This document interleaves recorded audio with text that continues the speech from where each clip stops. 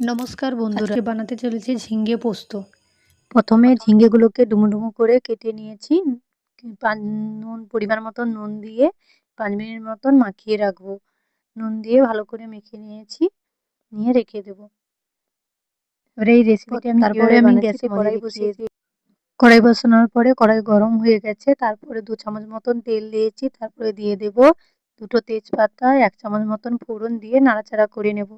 বন্ধুরা, প্রথম থেকে শেষ অবধি রেসিপিটা দেখবে, না হলে বুঝতে পারবে না আমি কেমন করে রেসিপিটি করেছি।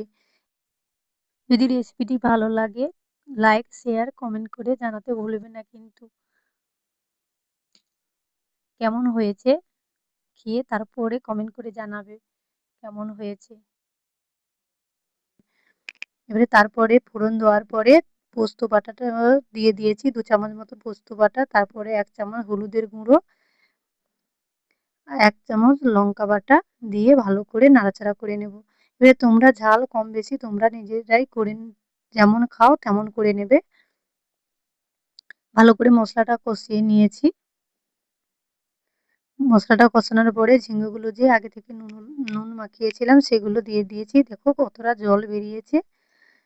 এবারে জলটা দেবো না, ছেঁকে ঝিঙ্গেগুলো দিয়ে দেবো। ঝিঙ্গেগুলো দিয়ে ভালো করে নাড়াচাড়া করে নেব। ঝিঙ্গেগুলো দিয়ে নাড়াচাড়া করে নেব। তোমরা বাড়িতে একবার এইভাবে বানিয়ে খাবেন, দারুণ খেতে লাগবে। যদি ভালো লাগে তাহলে একটা লাইক দিয়ে দেবে আর কমেন্ট করে জানাতে বলবে না কেমন হয়েছে। এবারে সব কিছুটা নাড়াচাড়া ভালো করে নাড়াচাড়া করে নেব, নিয়ে কিছুক্ষণ ঢাকনা লাগিয়ে কম আঁচে 5 মিনিট মতন ঢাকনা 5 মিনিট মতন হয়ে গেছে। এবারে ঢাকনা খুলে দেখে নেব। দেখো বন্ধুরা কত কত জল বেরিয়েছে ঝিঙ্গে থেকে, আমি কিন্তু একটুও জল দেইনি। আবার নাড়াচাড়া করে কিছুক্ষণ আবার 5 মিনিট মতো ঢাকনা লাগিয়ে দেব। এবারে বন্ধুরা, আমার চ্যানেলটি সাবস্ক্রাইব করে রাখবে।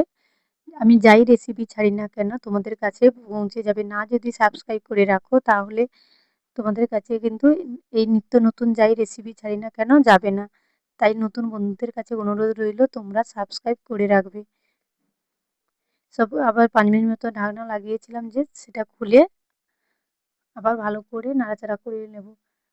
দেখুন বন্ধুরা, আমার রেসিপিটি রেডি হয়ে গেছে। কি দারুণ দেখতেও যেমন খেতেও তেমন।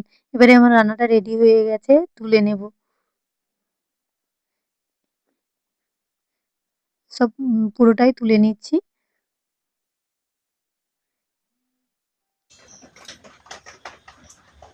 আমাদের বাড়িতে আজকে রাত্রে রুটি হয়েছে, তাই আমরা এই রেসিপি দিয়ে আমরা রুটি খাবো।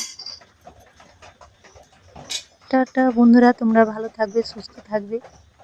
আবার দেখা হচ্ছে নতুন কোনো রেসিপি নিয়ে।